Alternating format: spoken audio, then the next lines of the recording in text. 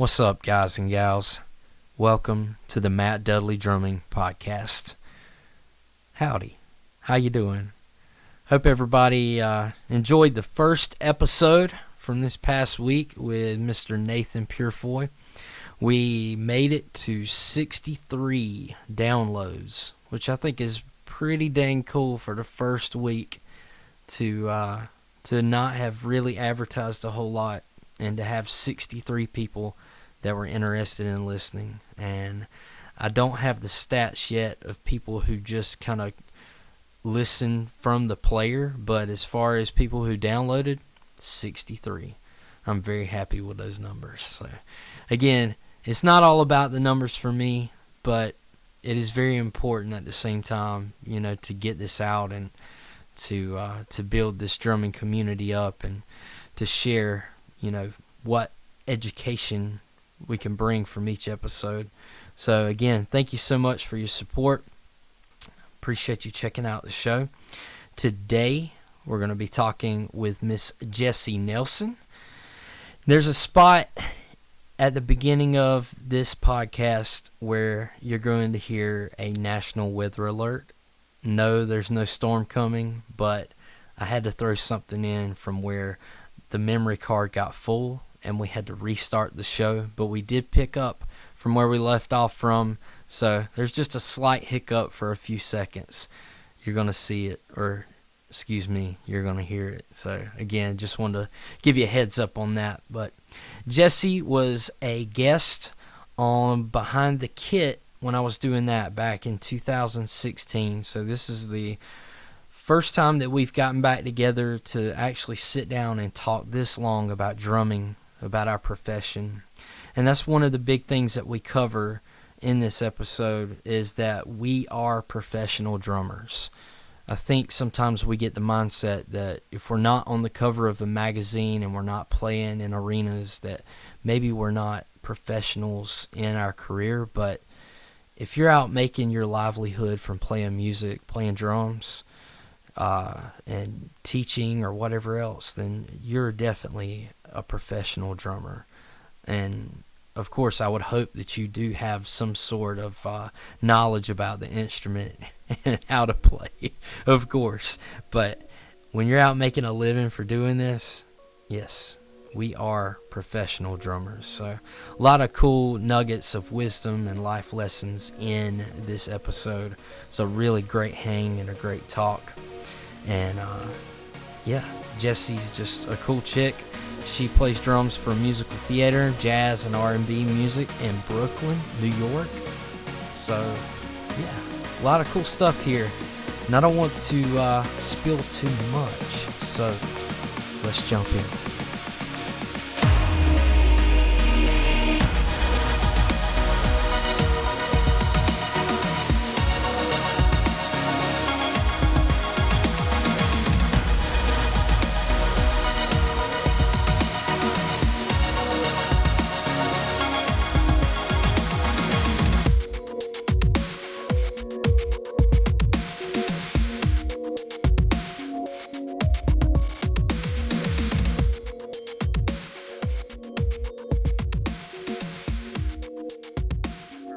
Go podcast. All right. So, everybody, right here, we have Miss Jessie Nelson on, and haven't talked to this lady, and what were we saying? At least a year, or it's probably been longer than a year, hasn't it? Probably, yeah. Man, and I just noticed over the past couple weeks, like your gig calendar is filling up like crazy. Yeah, it is. And you know what? I am incredibly grateful for that. Whenever that happens, I am a very, very grateful person, because the reality is that our industry is a business, and nobody has to do anything for anybody. So if I'm getting hired, I'm always super grateful for that. I'm lucky to work as much as I do here in New York City. Yeah, and that's another thing. Yeah, for everyone listening, where are you located in New York City? Like directly in town, or? I mean, I live in Brooklyn, which is a borough in New York City. And yeah, I am, constantly in and out of Manhattan, and I gig in Manhattan, I gig in Brooklyn. I've probably played some gigs in Queens. I don't remember. And yeah, but I do a mix and match of musical theater and jazz and R&B and a little bit of everything. I started DJing back in 2017 at the Ace Hotel, which is a boutique premier hotel in New York City. Mm-hmm. And so I've done little tiny DJ gigs here and there just to do it, just so I can play all my R&B, stuff and my electronic music that I love so much, and kind of do it in a very controlled environment. But it's just kind of another interesting, fun, creative musical thing to do. Yeah, and that's so another route to make some money too, right? It is, and it's not the club thing, like it's hotel lounges, or I'm doing it in store at the end of May with the Fluid Project here in New York City to kick off Pride Month for 2019, which is in June. So yeah, no, but that's like another fun thing. But yeah, no, I'm absolutely lucky to work as much as I do. I've been able to work with some really fantastic musical directors from January to now. I've gotten to, I'm working on a show that runs to the end of May, and then I have some smaller things at Joe's Pub and 54 Below, and and all of that's on my website, www.jessiemnelson.com, www.jessiemnelson.com. Perfect. Yeah, and I'll also have that in the show notes for people to be able to just click on a link and take them straight there. So that'll be very easy. Okay. Mm-hmm. So for our listeners, maybe some people might have remembered Behind the Kit podcast and maybe listened to this episode or our episode back in the day, and maybe some have not.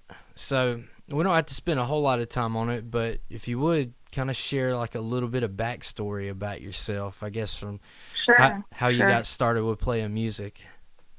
Sure. We're going to do like the 10-minute version as opposed to like the 40-minute version we did it 2 years ago, whenever it was. I started playing music. I started playing flute when I was like 10, and then by the time I turned 17, I heard Tony Williams on the Miles Davis album 7 Steps to Heaven, and I said, I want to do that. So having never played drums before in my life, I decided that I needed to go to Arizona State University and learn how to play drums. And I spent 6 years learning how to play the instrument. I did mallets, I did djembe, I did jazz combo, I did small group, I did big band, I did everything. And so by the time I got out, I was 25, and I was gigging, playing straight-ahead jazz gigs in restaurants for money with trios and quartets, and I had a standing church gig every Sunday as a percussionist. I worked with an incredible drummer named Dave Parks, who's out in Phoenix, and I learned how to kind of get that percussion chop thing together doing that. We did that every Sunday for like 5 or 6 years. And then after about 3 years of that, I kind of ran out of juice. I said, I wanted to go to grad school. And I also was ready to come back and be in New York. I'm from New York originally. I was born here. And so I applied to the Master of Fine Arts program in Performance and Interactive Media at Brooklyn College. I got in, and I moved. And so I moved in August of 2009, which means it will be 10 years for me here in New York as a gigging working musician this August. That's pretty crazy. Yeah. Yeah. But anyway, I moved there, and I started grad school that same August, September, and I played my first off-Broadway show that October of 2009, and then I just kept working. I was updating my gig resume like I do, and I was looking, and I've got, like 10 years of gigs. I have 3 or 4 pages of stuff. Like, I'm lucky, the amount of work that I've done. And I'm in a middle spot now where, there are some things, some goals I have, some other things I'd like to crack. But I'm definitely in that working musician, people know you're around and reliable, and you have your act together, you will work. Like, that's what I believe. Definitely. We've had plenty of those conversations about keeping your head down and not worrying about anything else, but just put in the work and the time, and persistence is key, right? Yeah. And, that and we talked about this 2 years ago also, but that stems to, I'm at my practice space every week, twice a week, like clockwork, and I'm there whether I have gigs.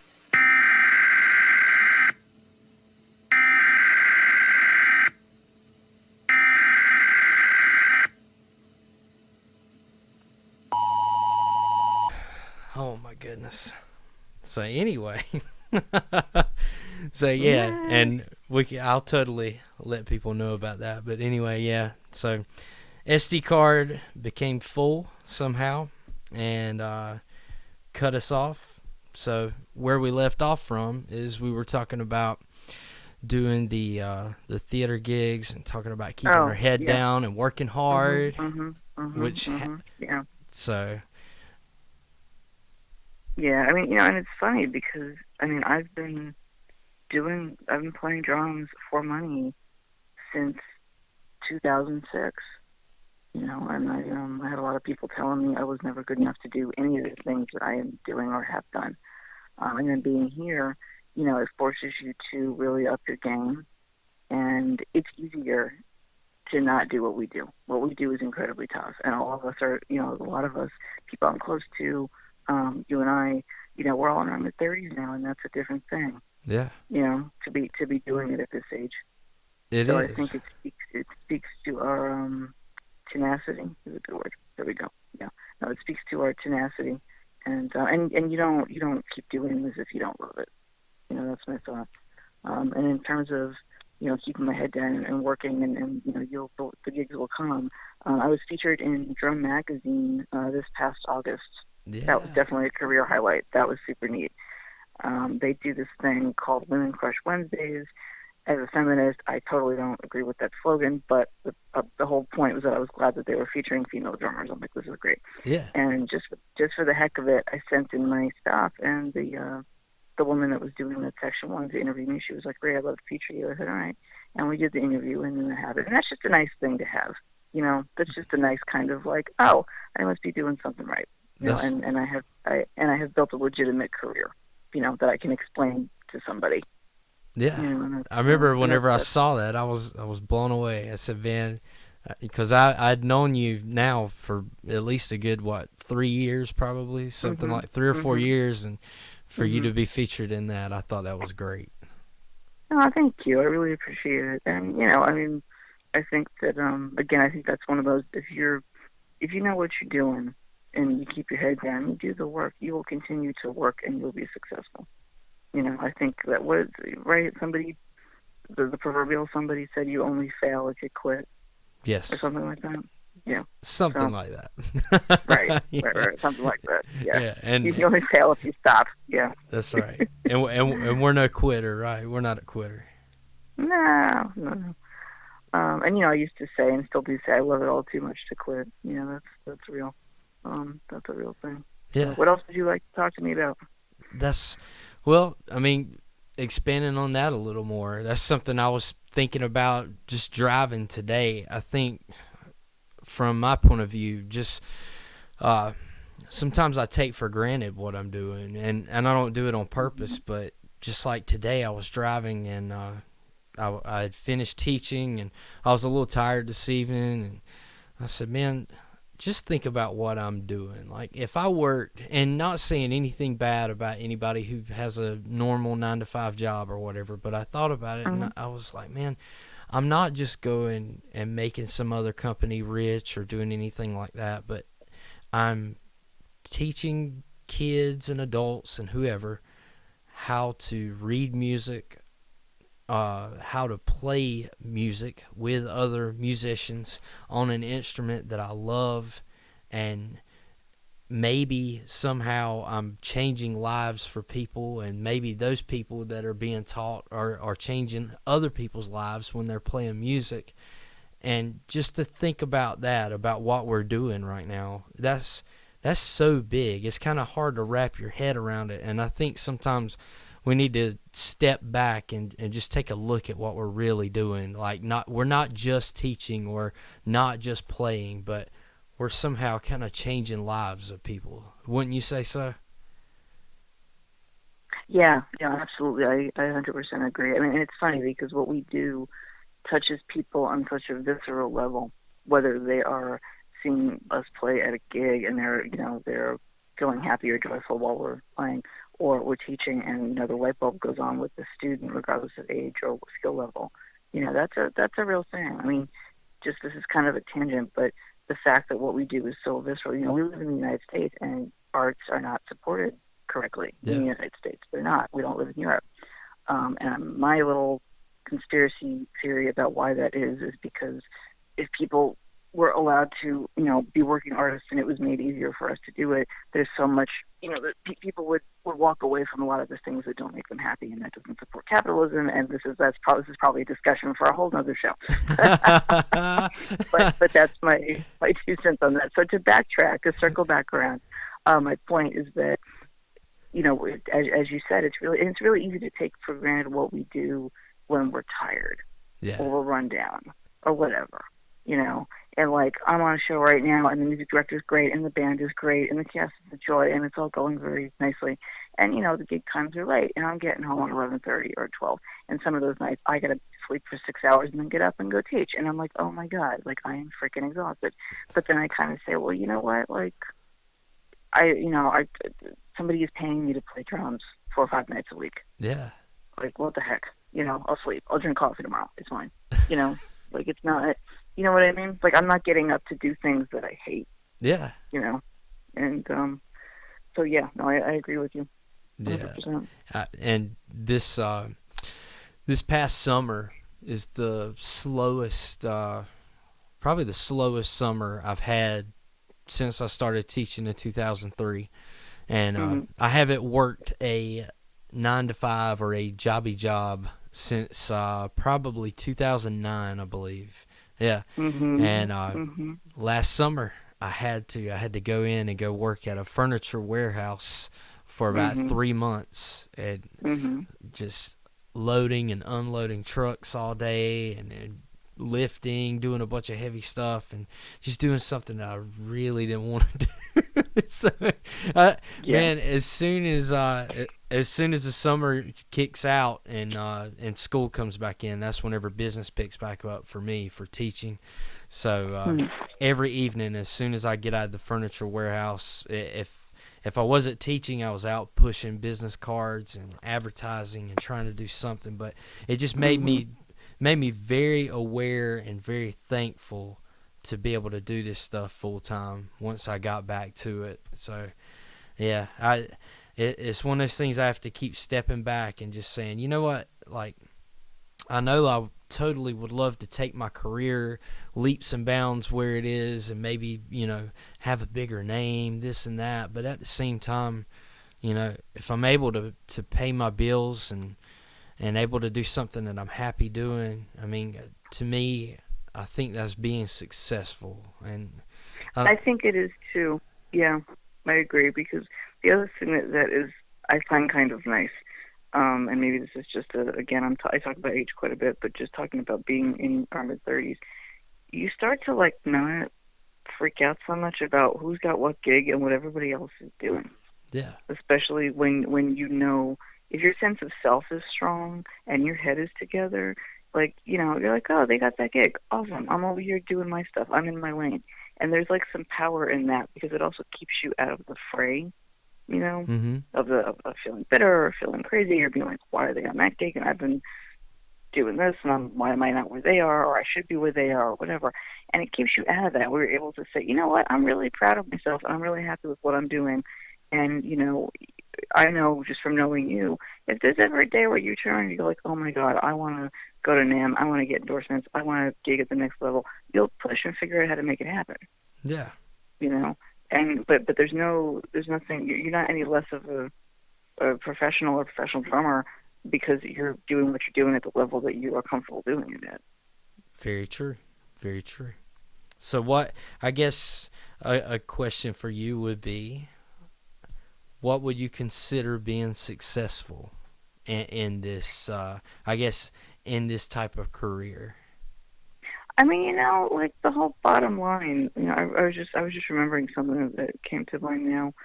In 2012, I was talking to a mentor teacher of mine, and we were having some kind of sort of come to Jesus conversation on the phone, because it was like 2012 and I was freaking out and whatever. And they said to me, you get paid to play drums in New York City, right? And I said, yeah. And you know what? That's my answer to your question today. I get paid to play drums in New York City. Yeah. On a regular basis. Like, Jesus Christ, I mean, there are some goals within that I would like to hit. There are some things I would like to get to, and I will get there. But on a regular basis, I'm playing with great musicians. I'm being paid decently. I'm, keeping my head above water. I'm paying my bills. So, like, I'm able to take care of myself. And that's kind of I do think I would define myself as being successful. I didn't used to think that I was. But I think I didn't used to think that I was because I was too busy paying attention to who had what gig and why was I not gigging at that level yet, or why am I not doing X, Y, Z? Yeah. Working with these people, why is that not happening? And I think there was a short period of time where I got very stuck in that. And then luckily I, with some self work, some inner work, I was able to get myself out of that. Yeah. So yeah, that's my answer. That's good. And I know you had told me that you had what's the guy's name? You met with someone earlier, maybe last year, I believe, that you had talked to. I guess it's kind of like a mentor type thing.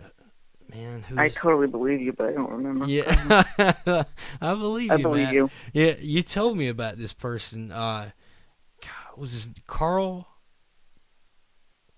Oh, okay. That's right. I took a lesson in. Oh my God, I'm thinking about time for a minute. When did I do that? I'm trying to think of the dude's name. I know, but no, it's Carl Allen. Carl but it must Allen. Have been Carl Allen, Allen, Carlallen. Carl Allen. Yeah. I must have done that though in like January of 2018. Mm-hmm. It was winter. I'm just trying to remember when the hell I did it because it wasn't this past January. It wasn't then. Okay. Anyway, so yeah, no, I did take a lesson with him, and that was really great. Just as kind of a one-shot deal. Yeah. Okay. Yeah, I didn't know if this was somebody that you had maybe been talking to back and forth a little bit. Maybe that had kind of, helped you with your vision as far as, what you were doing with your career and things like that. I didn't know. I mean, it's funny because, him and I spoke a little bit about that at the lesson, and he did tell me, he said, you keep playing gigs, you keep working. And that's kind of, I feel like that's almost kind of the bench line. Mm-hmm. Or the benchmarker, Yeah. And we know that as people who are dedicated to our craft, we can always improve. There's always stuff to work on, always. Yes. But at a certain level, it's like I can read, I can play, I play really good time, I know how to listen, and after that, everything that you work on after that, the technique, the chops, whatever it is, that's icing on the cake. Yeah. But if our fundamentals are very together and we're able to work and we have good social skills and we're working professional drummers. Heck is his name? Is it Nick Ruffini? Yeah. RUFFI Drummers Resource? Yeah, right? I sure do. He posted on Twitter the other day something about the heck was it? Amateurs. No. Okay. That's it. If you are getting paid to play, you're a professional, whether or not you do it full time. Now, you and I do it pretty close to full time, but I just mean that was his whole deal. That if you're getting paid to play, you're a professional. Well, we get paid to play. We walk out our door and somebody pays us to play music. That's the deal. It's a good feeling. Yeah. No, it is. It absolutely is.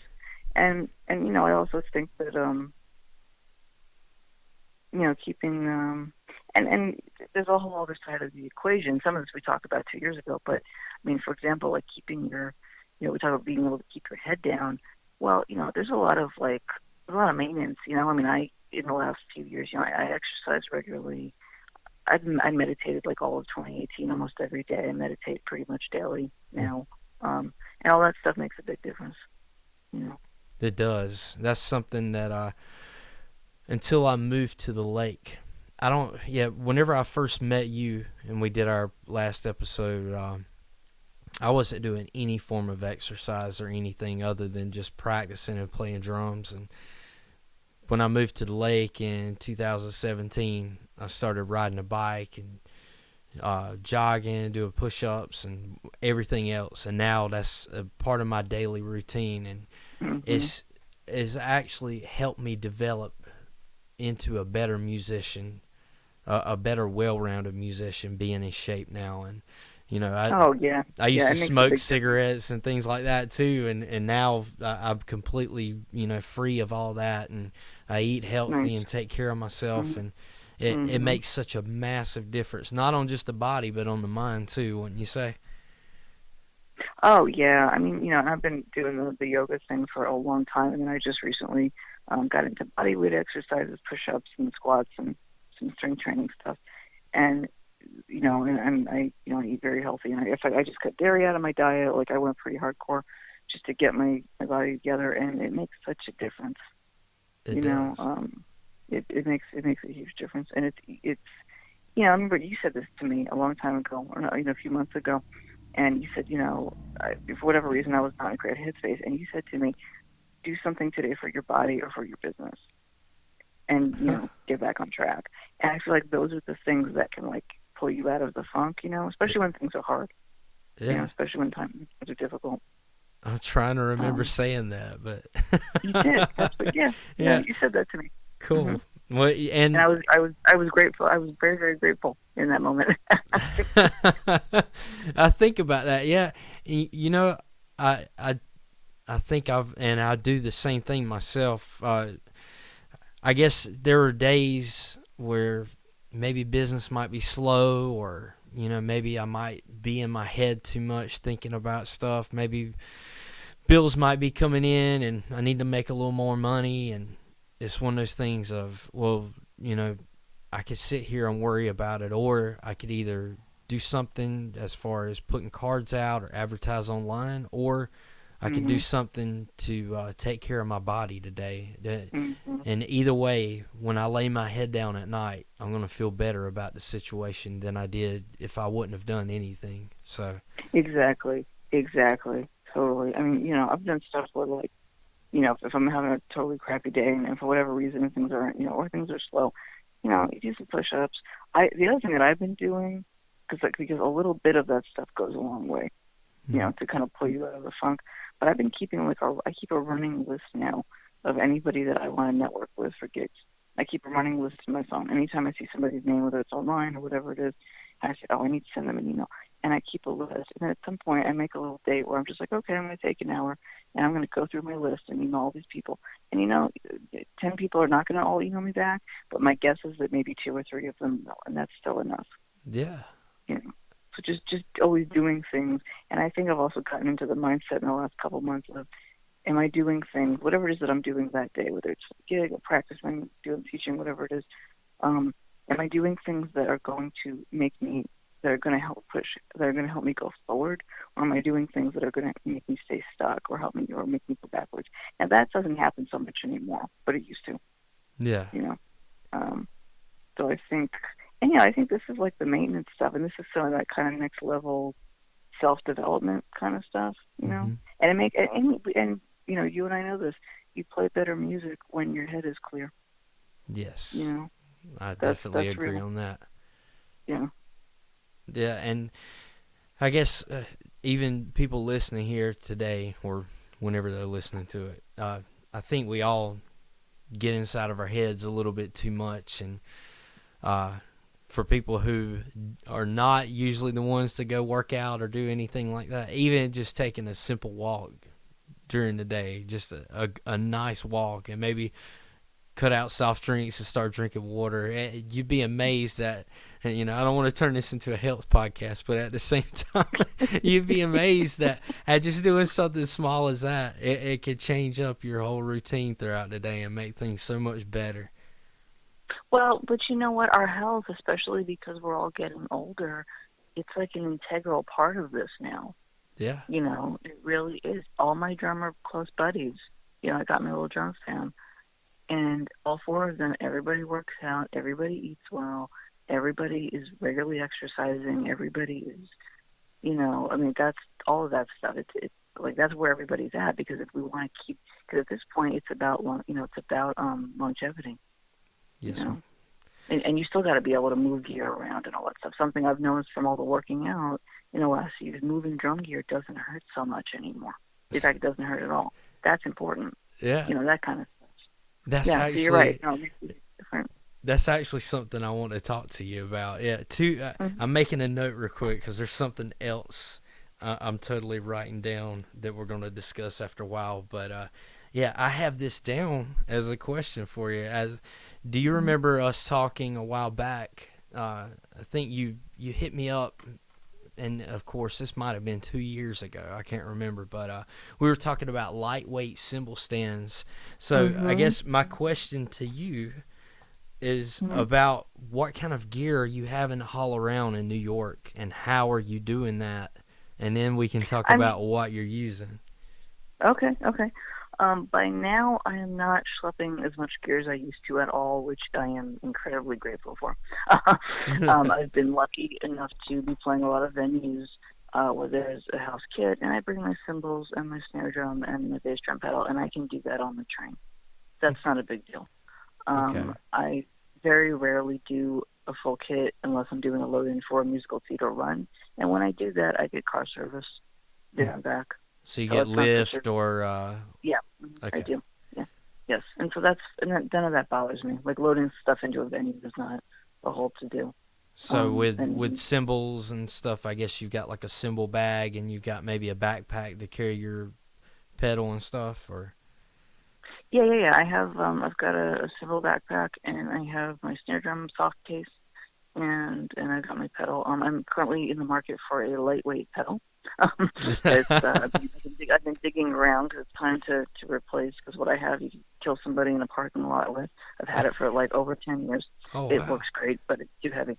Um, and then my actual drum hardware I replaced oh my god a few years ago, and I got a collection of things that all fit in a little case. There's some Tama, there's a cannabis hi-hat stand, and two Tama lightweight cymbal stands. I think that's what they are. Yeah.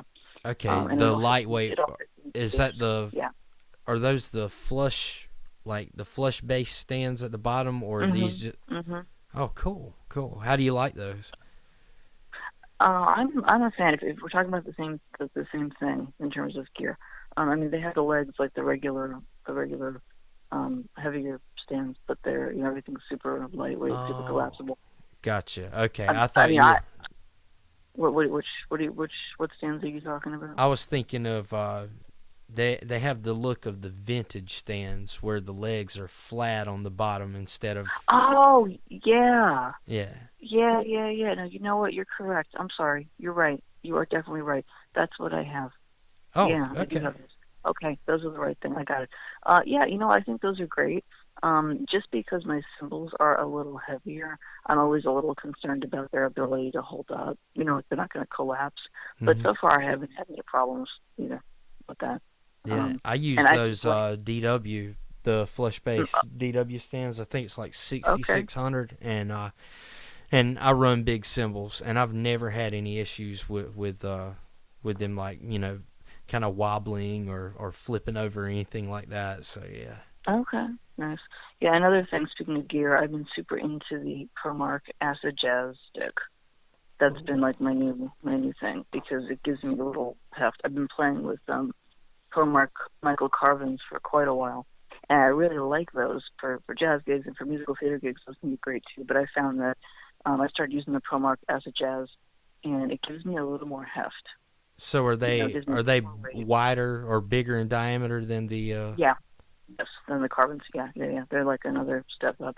They're kind of in between fives and sevens. hmm. They're in kind of like in that in between spot. At least that's what I think about them. But I am definitely a fan because they're definitely versatile. But it gives me a little more heft to my sound. It gives me a little bit of a bigger sound, Cool. which is cool. Is it So that's been a thing. are they a longer stick, like up to 16 inches, or is it like 15 something? Oh my God, I am not enough of a gearhead to answer this. That's bad. That's so bad that I can't answer that question. No, you're fine. Um, You're fine. no, I mean it's funny because I don't know who I was talking to. I was talking to another musician friend, and they were like, "Oh, well, like drummers are all about their gear and da da da." And I said to them, I am the proverbial fan of give me stuff that works, give me stuff that Yeah. works, and I'm going to use it for 10 years, and that's all I care about. Yeah. That's You the know. same way here. I don't really swap a whole lot of gear or anything like that, but I was asking about the length of those sticks because I'm wondering if they're about the size of the Los Cabos sticks I use, or Jazz series, and they're a little Oh, bit okay. they're a little bit longer drumstick, and they're in Mhm. Mhm. between a 5A and a 5B kind of in diameter, Right. more closer to a Right. 5A, but and they have a barrel And tip. well, okay. Well, and you know what? To answer, I think the Pro Mark Acid Jazz are, they're not. I mean, again, they're that kind of medium. In fact, you know, they're similar to the Vader Fusion Acorn sticks. Yeah. Okay. And yeah, 'cause, I mean, I was using those for a while, and those kind of did the same thing. But ProMark seems to be kind of that, at least that particular stick, is definitely just kind of, it gets that sweet spot where I can use it on a jazz gig, I can use it on an R&B gig, I can use it on a theater gig, and it gives me a little more weight to my sound, which is cool. Yeah. But you know, I've got a mix and match of stuff. You know, I've got some Vic Firth stuff. I've got a mix and match of. I think I'm just kind of trying stuff out, you know, and seeing what it is that I. But the nice thing is that I'm doing all these different gigs, and it's you know, it's nice to have a selection of sticks, and also just have a few things that I know that I can take to any gig. Yep. You know, that'll work all the time. So which I'm also a fan of. So I'm guessing you're using maple sticks and you're using hickory then. Yeah. Mm-hmm. Okay. Cool. And what about cymbals? What do I have? I've got my mix and match of things. I'm looking at my stuff right now so I can tell you the right stuff. That's like, why don't you know this? I have my Zildjian 22 Dark Ride that I love for jazz gigs. That's my thing.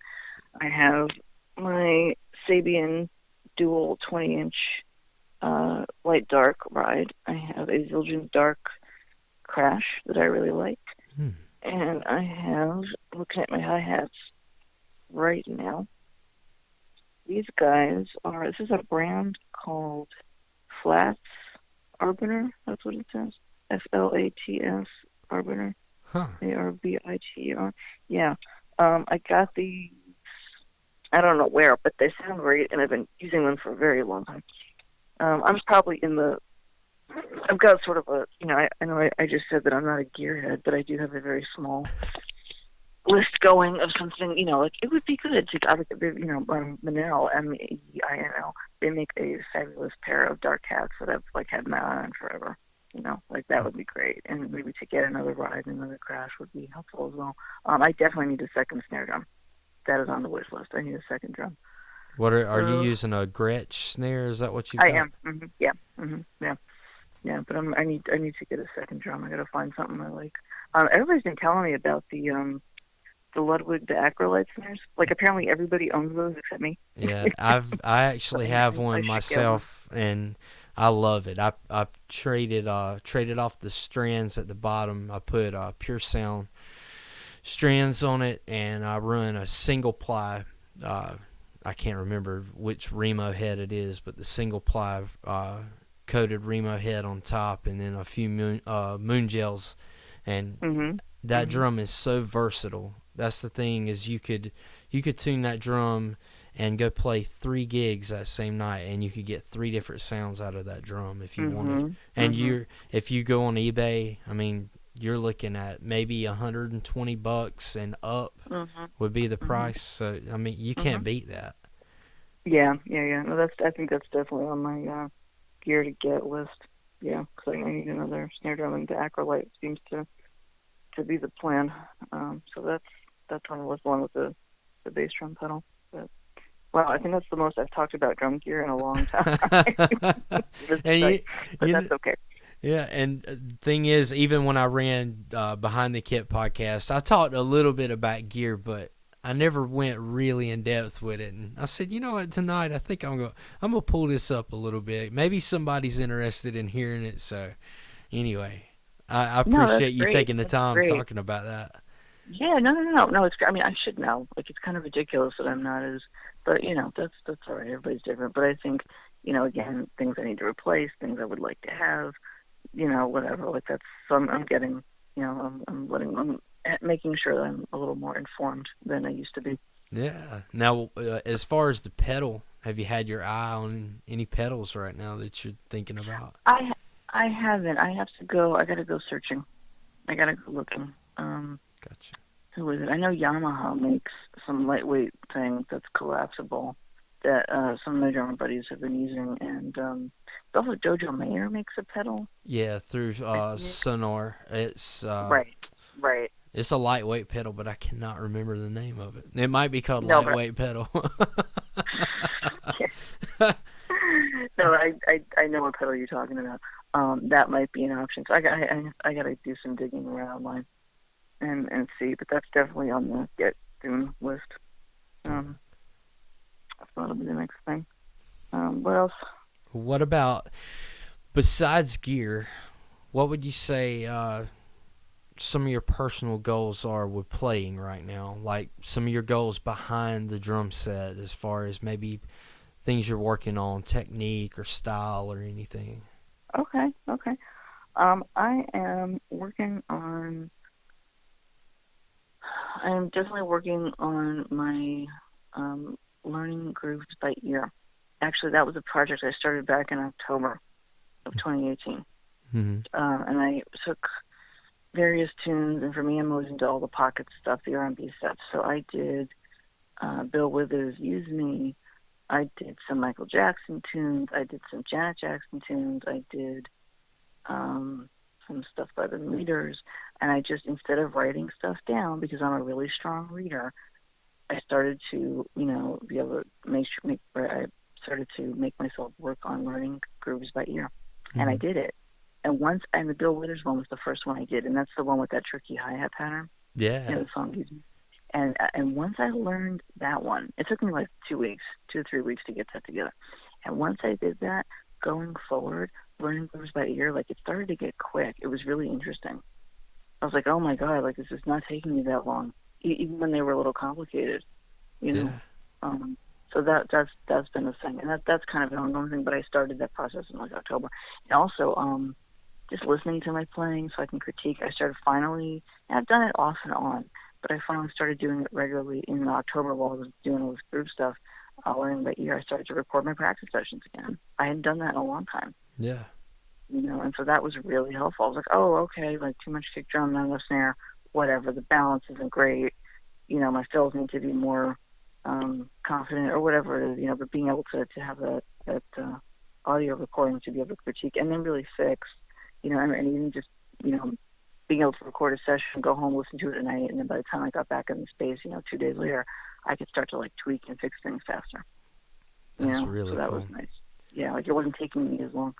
So that was cool. So that's definitely been a thing. I went back to the magical syncopation book that we all know and love and started working on taking some of the snare accent sections and using those as fills. Oh. Because I feel like I'm somebody who can play time all day long. Like that's my thing. But I don't have amazing fill chops. And I was like, well, we need some more stuff. And then also memorizing that so I'm not reading it, and getting it into my body. Yeah. That's also been part of the Since October project. That's something that as far as feels go, I've been very slow at developing new feels to play, and a majority of the music that I play, to make money and keep things going, of course, is just playing cover band gigs and things like that. Mm-hmm. So mm-hmm. you're playing other people's feels and then trying to be creative and create your own. And one thing I found, I don't know if you ever worked through it or not, but I was kind of big in drum corps, doing that kind of stuff coming up through high school and college, but going back and trying to go back and work on all of my rudiments, and then going back, and I got on this big hybrid rudiment kick of making these combinations and things like that, and man, I love that stuff. It's so good for your hands, and that it opened so many doors for me, being able to create new feels and things. Mm-hmm. I haven't done any of that stuff. That's really like DCI super head shit, and I haven't done that. Something I would like to do is go back and do the Alan Dawson rudimental ritual. Yeah. That's something I did that in college. I did a chunk of it in college, and that was really great. That feels like something I probably need to revisit. That's on my list. So to go. Do you know that one? No. Tell us about it. Yeah. I know who Alan Dawson is, but I'm not. Okay. Yeah. You know the ritual. Okay. The rudimental ritual is it's a collection of rudiments. I think by now it's like 30 something, but it's definitely like the first 26, whatever it is. And it's the first 26 rudiments with bossa nova feet, basically. Oh, And you do know it at what? different tempos. Yeah. I think I heard. I don't know if you're familiar with Thomas Pridgeon. Yeah. Yeah. He had Mhm. discussed that on Drumeo of talking about that. Like going through and playing paradiddles across the kit while keeping a bossa nova groove Mhm. between the Mhm. feet. Oh man, that stuff is Mhm. ridiculous. Yeah. Yeah. Yeah. But that was that. That's definitely something I would like to tackle again. I feel like that would be. That also can be kind of a meditative thing too. Yeah. It's also like a way to get into like a meditative space while you're drumming and just kind of clear your brain out. But just in terms of chops, that's definitely something that I wanna take a look at again and then get back to that. And that's the thing, like the nice thing about what we do is there's always something to work on. There's Yes. always something we're not ever done, No. you know. And it's funny because it's probably, I mean, I don't know if it is for you, and I don't think it is for me, but I suspect that it might be easy for some people to get sort of complacent. You know? I've been in that With spot it. myself before. Even though Yeah. being an educator, Mhm. I've been in a spot where for months I didn't really practice as much as what I should have, and go and try to tackle anything new, and just was complacent as far as saying like, yeah, I've got enough under my belt right now. I'm just going to take a break for a while. And it's so bad to say that, but yes, I've been there before.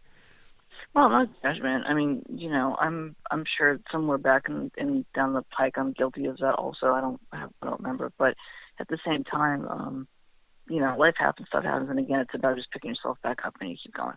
Like that's That's it, because life happens. yeah, Things happen, whatever. But cool. This is yes. like super in depth, like drum shit. This is good. Yeah. Hey, this is good. Yeah, we got some good stuff rolling here, and Cool. we're only maybe halfway through right now. So Okay. All yeah, right. well, it just depends. Just depends how well the conversation keeps going. It's going pretty Yeah. good right now. So True. Go ahead. where I guess what are your goals now with where you're playing and what you're doing at the moment? Like where would you like to see yourself in the coming years? Do you have any goals, anything set right now that you're trying to push for? Because like we said, I mean, of course we're successful with what we're doing right now, but and it doesn't mean that we have to be on the cover of a magazine or on TV, but at the same time, what kind of goals do you have as far as do you want to carry your career in a different direction, or let us know? No. Yeah. I mean, I would like to be working on Broadway. I would very, very much like to sub on Broadway. I've been working in musical theater now in New York for about 10 years. It would be 10 in August. And that's definitely something I would like to crack. I also would like to work with some R&B artists because I really love all that pocket stuff. And it'd be nice to work with somebody who kind of does that, who does the R&B thing, maybe at a more visible level, Mm-hmm. instead of some of this one-shot deal things. So I think those are the two things that I would really enjoy doing. And like I said a little bit before, I do a lot of networking.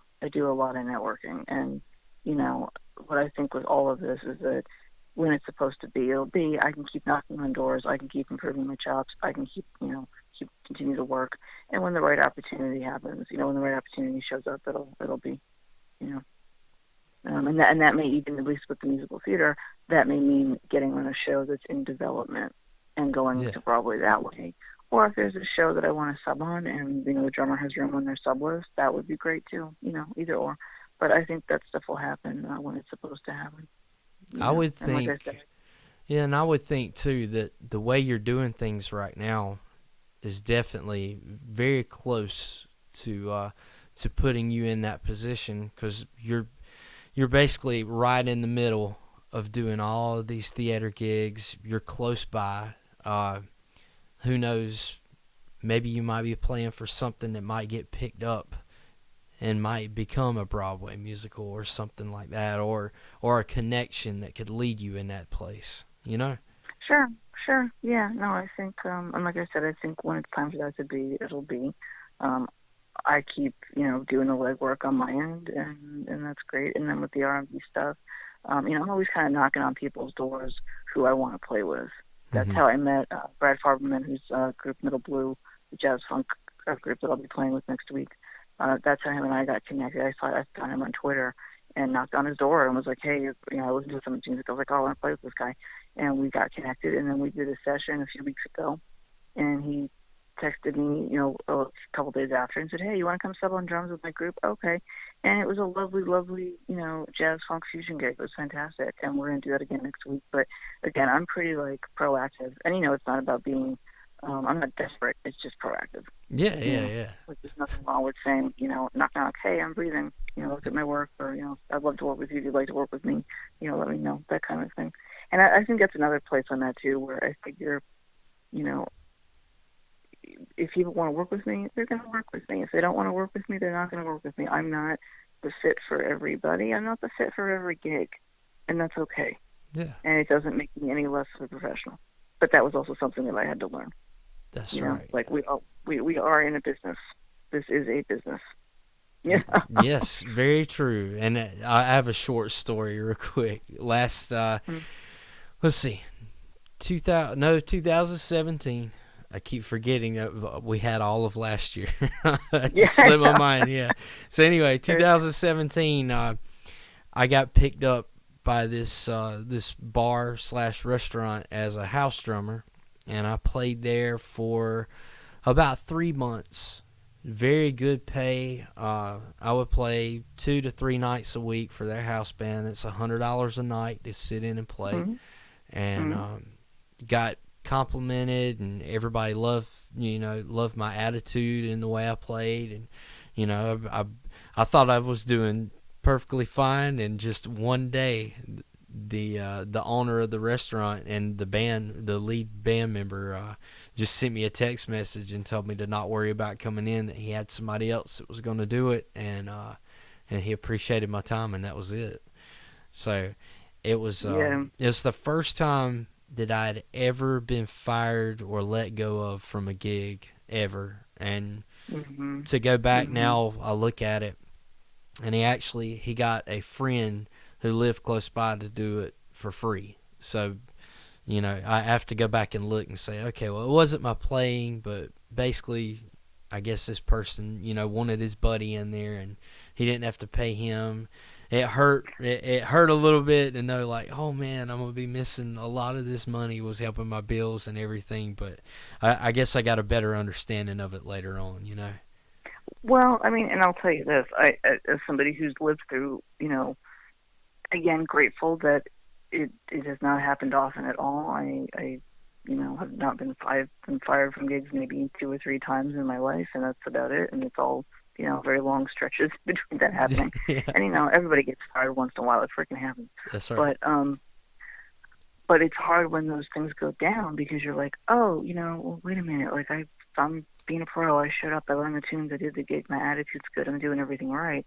And it can still go sideways. And then what makes it worse, in my experience, is when the band leader or music director doesn't have the balls to come talk to you, themselves. I'm sorry. Like, he should have at least either told you in person, or he should have picked up the phone. Yes. And my guess is that he was too cowardly to have the conversation, because my guess, me knowing you would have said, hey, thank you so much for having me on the gig. I totally get it if this isn't the right fit, but what could I have done better? Or what did you need from me as a drummer that you weren't getting? Even if his reason was, oh, I just don't want to pay somebody, he would have had to deal with it, Yeah. And I think that kind of stuff speaks to people's character, and people like that you don't want to work with. Yeah, very true.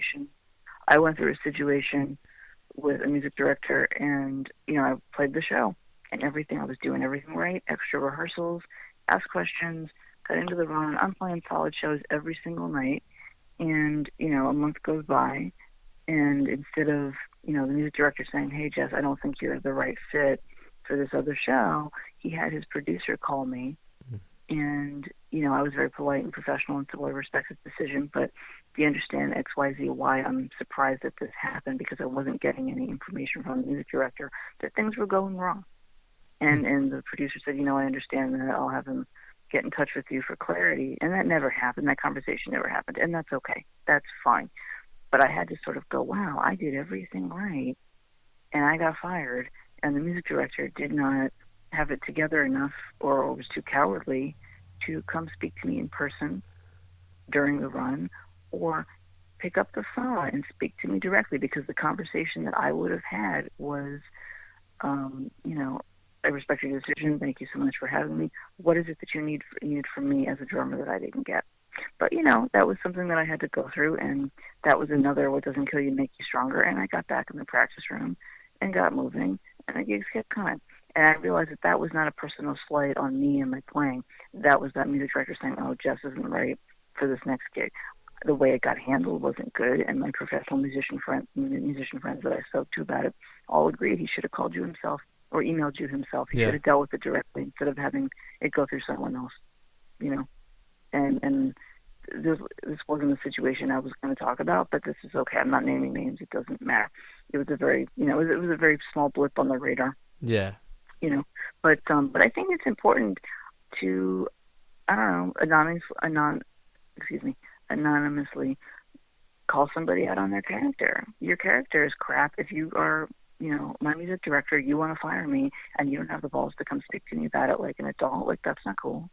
That's right. And it just makes me, you know, you might be a great MD and a great piano player, but, you know, if you can't handle, you know, that's not, I don't know. Anyway, we can go on about that forever. But what I'm saying is just that, yeah.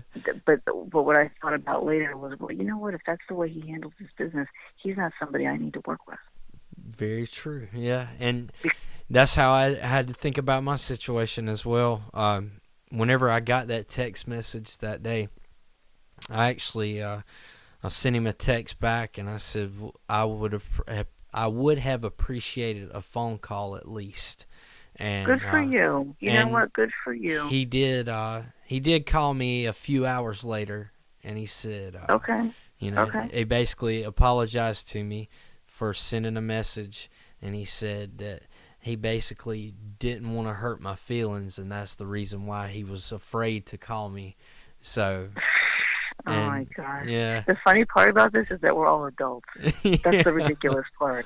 Well, it's like, dude, everybody's over 30. Like, get some balls, get it together. Oh yeah, well, this person's in their mid to late 50s, and I'm in my 30s. So.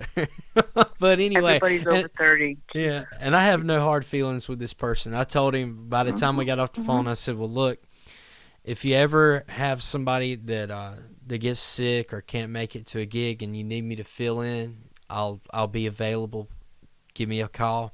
And I still wanted my band, Honey Don't, the 50s cover band I play in. I said I would still like for us to be able to come and play at your restaurant. And, of course, he agreed to it. And I've been back to play there numerous times. And, you know, we talk to each other and everything. But I'm sure I'll never go back to playing in the house band there for some reason. But, you know, at least everything ended up turning out okay. So.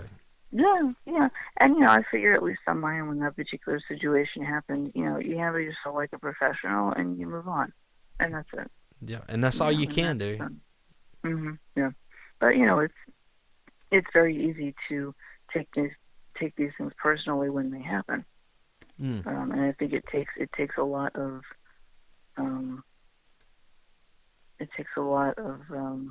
having a strong sense of self in order for that to not happen. You know, or excuse me, the stronger your sense of self is, the shorter the time it will take to get over something like that. Yeah. I think. Yeah. Yeah. Totally. And I can remember after it happened, it left me questioning my playing abilities, and even though that wasn't an apparent thing, because, you know, like I said, I gotten compliments from the other band members and everybody, and they were very pleased with how I played, and I learned at least probably 60 songs within those 3 months that I had to keep playing, like, in rotation. And you know, it's funny that you know, and not being cocky, but you know your worth, you know how good you are and how much time you've put in to this instrument over the years, and then to have something happen like that, and it could almost like turn you upside down, I guess it's just one of those new experiences that I haven't had, and I finally had it later on in life, and it was it was kind of tragic at the moment, but I got over it, got through it, and I've had better and bigger gigs since then, and Well, that's things right. keep moving. Well, So exactly, and that was kind of my thought too.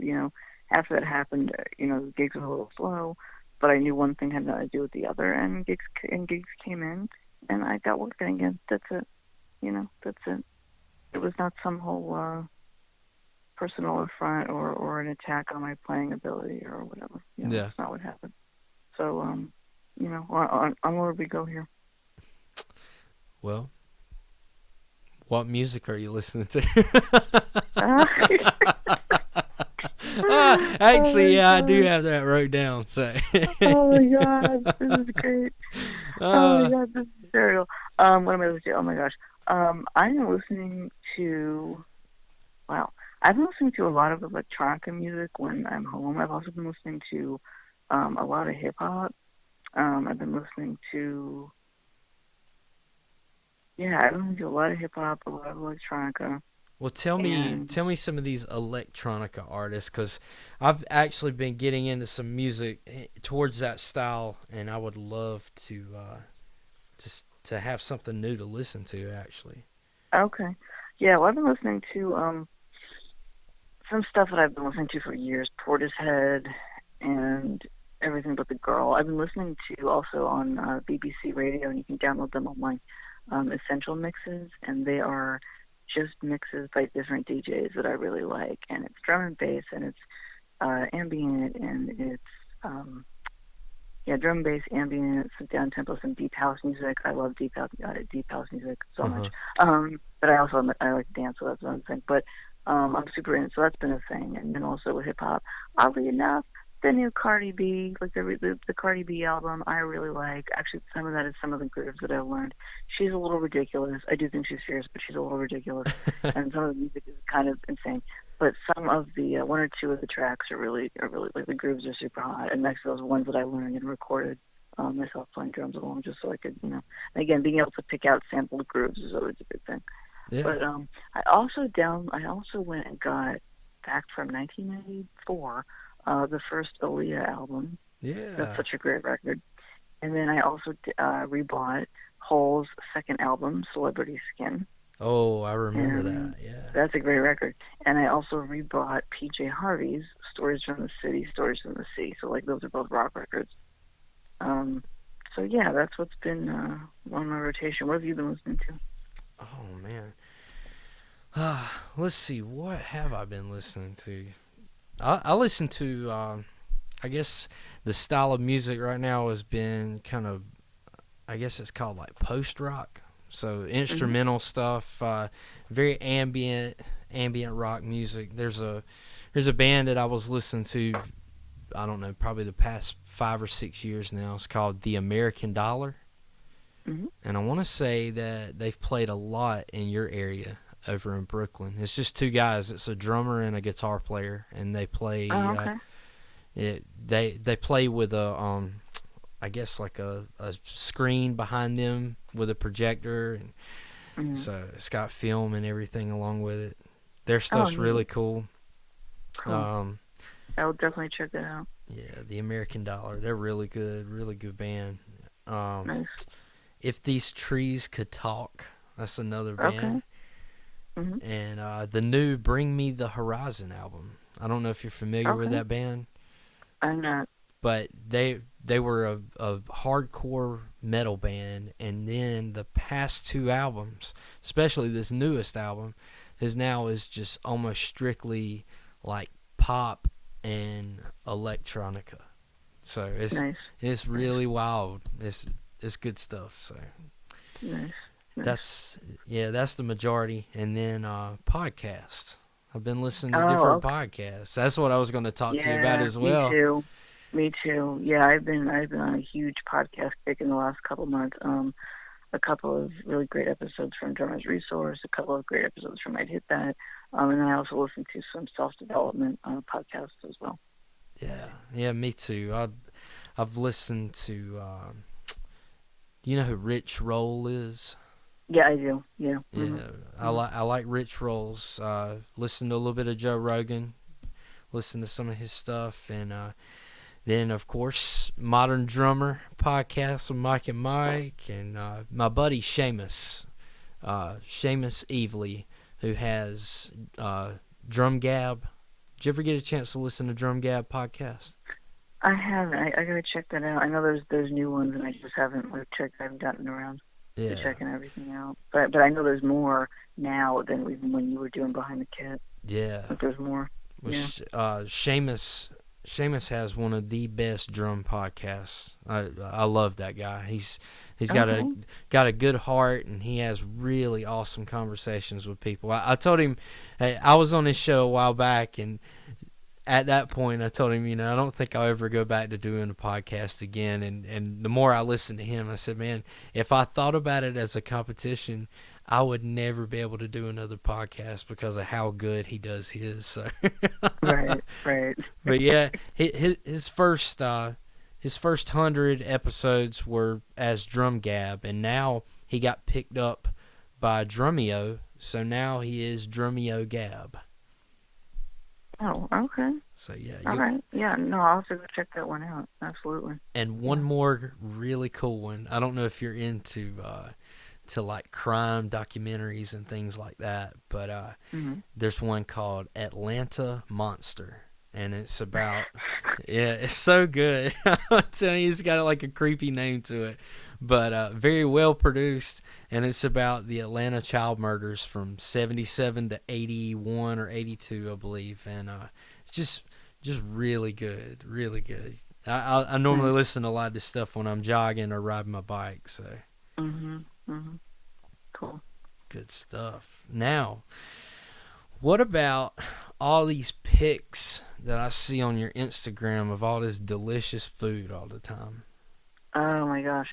Well, I am super into cooking, and I am now currently eating a more plant-based diet than I used to. But in general, I always love to cook. I find cooking to be meditative for me, and my food is good. I'm half Italian, half Jewish, so But yeah, that's the deal. And I like sharing my stuff that I make, and I like cooking for my friends, and I found my food is better. But I've been recently in the last 2-3 months, I've been going primarily plant-based mostly. Yeah. I took dairy out of my diet because my body just didn't want it. I took salami out of my diet, which kind of sucks because I love salami, but my body didn't really need that either anymore. So I'm definitely eating cleaner than I have in a very long time. Yeah. And would you say that cooking is maybe like a second passion of yours? It totally is. I made the joke to somebody at some point. I was like, man, I really want to go on Top Chef and see if I could survive. That would be so cool. I know. I know that they take home cooks on there every once in a while. Even if I just did it and got on one episode and got kicked off the first episode, I wouldn't even care. Yeah. Just to do it. Yeah. Because I know I have really great home cook skills. I don't know if I could survive on a cooking competition.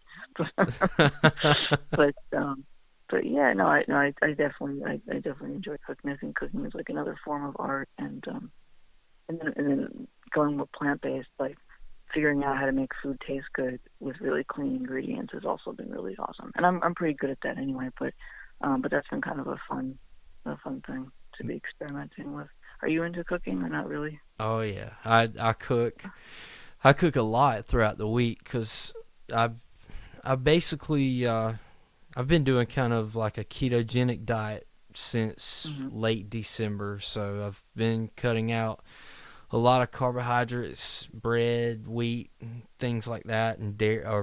I've still been having dairy, but not as much, and I've cut sugar almost completely out, and so it's just meat and vegetables, minimal fruit, things like that, and normally, I'll cook a big batch of food on Monday. I'll make it last Monday, Tuesday, Wednesday, and then I'll cook again Wednesday, and try to meal prep as much as possible. But yeah, I like to grill a lot. Okay, nice. What's your what would you say This question's so funny the way I got it wrote out. Basically, it says, "Can you walk us through making your favorite dish?" Oh wow. Okay. Oh my gosh. Yeah, what Yeah. You is know it? what? Oh man. I don't know. I don't know. I like stir fries. I like making soup from scratch. I like making sauce from scratch. Okay. You know what? I'll walk you through what I made today Okay. because I did a batch, and that's easy. This is so easy. So I took coconut oil in a medium-sized saucepan and put it on low. Put the coconut oil in. I then chopped up onion, half an onion, and put that in there. While that was sautéing, I added a bouillon, half a bouillon cube for flavor. Yeah. And then I added a small sweet potato diced up, and then I added half a zucchini, also diced up, and a can of chickpeas, salt and pepper. Put it on high for about 20 minutes. Actually, I think it was more like 30. And checked on it about 15 minutes in, and then put it on low and let it simmer and cook the rest of the way. And then I had a bowl of it and put the rest into Tupperware. The whole thing took about like 25 minutes, like from start to finish. That's so perfect. You just made me really hungry. Yeah. I'm gonna find like some goofy like cooking music to go in the background of that whenever you're saying it. Yeah, you have to. No, totally. Yeah. Ah, Yeah. No, but but that's the thing. Like, okay. Another thing I've been super into is making overnight oats. Those are really overnight good. what? Overnight oats. Overnight oats with oatmeal. So this Okay. is what you do to make. And if you Google overnight oats on the internet, like the internet's caught on to this one for a long time. But you can take a mason jar. You can take a coffee cup. I do mine in a coffee cup, and you put whatever oatmeal you have, and you pour over whatever. If you want to use milk, you can probably do it with water, but I use coconut milk. Mm-hmm. And I pour it over, and I also add chia seeds. And I pour like more coconut milk than I think I would need over the oats, and then you just put it in the fridge overnight, and it absorbs it, and you eat it in the morning, and it's delicious. Oh man. I'm a fan. You can heat it up, but I eat it cold, and it's really easy. It's super easy to deal with, because that's the other thing too. Like, doing stuff that's really complicated is not my thing these days. Yeah. But it's good, and it's super healthy. So that's been a thing. I'll totally look that up. My thing is, You even totally though should. I've been doing the ketogenic type stuff, I've started to introduce a little bit of bread, a little bit of rice, things back into my diet now, and I'm not as super strict, but I'm still trying to eat as clean as I can and doing stuff like that and staying very active. So I'm definitely down to try some of that. Yeah, no, you totally should. And again, it's an easy thing to do. So I can prep it the night before, and then I get up, I have my coffee and have that with it, and it's over. I don't have to, think about it. God, that sounds so good. Yay. Okay, what's left? I'm just getting tired. That's all right. What's left? You're good. In your downtime, what are you doing? Oh my gosh, I am a huge book reader. I'm constantly reading books, mostly like nonfiction kind of stuff, but definitely reading books. I love to hang out in bookstores. I love to go look at art when I can. Mm-hmm. That's the thing. I go to yoga when I can. I go pretty regularly. But definitely books and art. I listen to stuff. I watch a lot of stuff online. I watch a lot of documentaries. Yeah. Yeah. That's my jam. Which maybe is kind of boring, but that's okay. Although, actually, I don't think any of that is boring. No, it's not. I like to do a lot of the same stuff. Of course, there's not much art where I live at to go look at other than going outside and looking at nature, things like that. But yeah, I'm with you along the same lines. As far as the community goes, would you say you stay pretty active, like on Facebook and Twitter and Instagram? Like, you've got your group that you kind of talk to back and forth. You know how we all kind of like chat back and forth on Twitter with Jeremy. Well, yeah. Well, you started that thing. I applaud you for that. I think that's like anytime any of that stuff comes up, I'm always like, oh, there's like 26 drummers, and like Matt knows all of them. Okay. So no, I think that's all totally cool. There's a nice community on Twitter and Facebook and Instagram. I post my gigs. The people that I talk to on those platforms are people I'm already close to most of the time. Yeah. people I already know. And then, I post the gigs, and then I get, when people add me, it's always, we have a ton of mutual friends or whatever. Maybe we'll, hey, thanks so much for the ad, and what gigs are you doing? And we have that conversation. And that's always really great. And, it's important to try to connect with as many people as you can.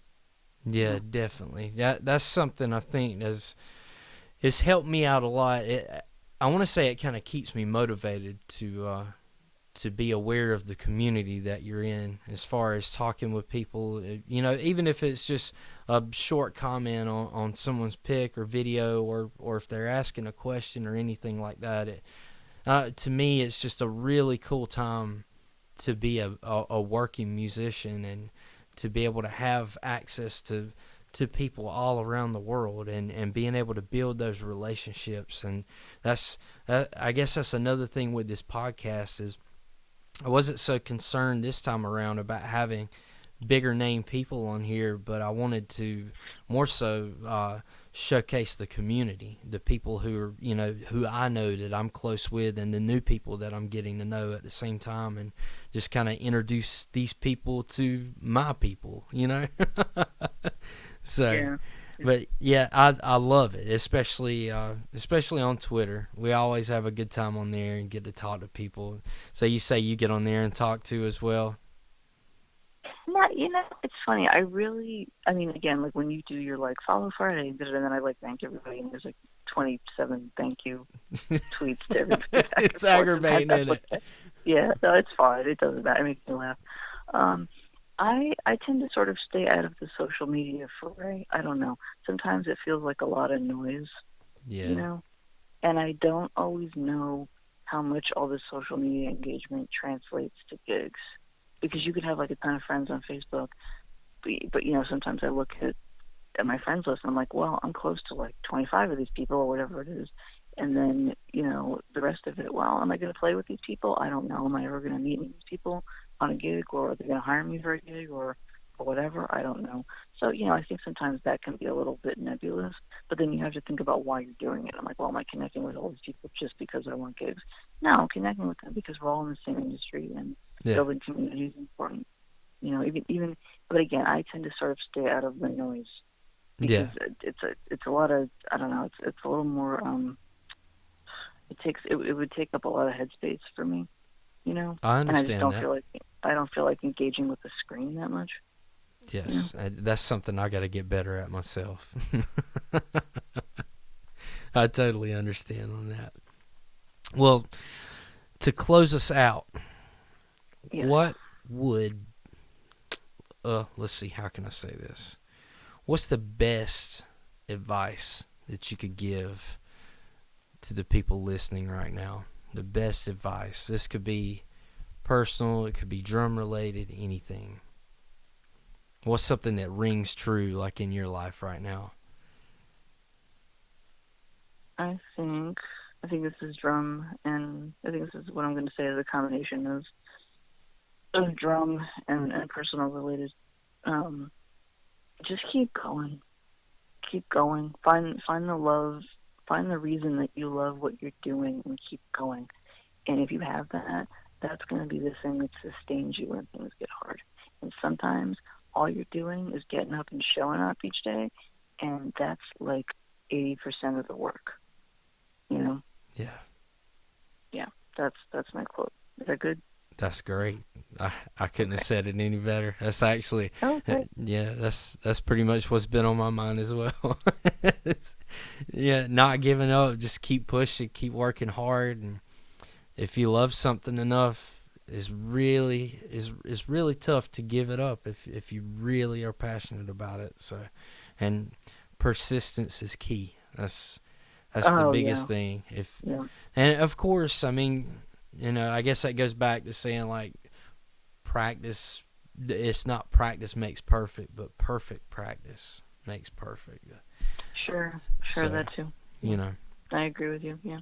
Well, Matt, thank you so much for having me on your podcast again. I really, really appreciate it. Yeah, well, I really appreciate you taking the time to do this, and I wish we had have gotten together, earlier where we could talk, over the past few months or so. But hey, we finally made it. that's it for this episode. Hope you all enjoyed our conversation. If you would, look up Jessie.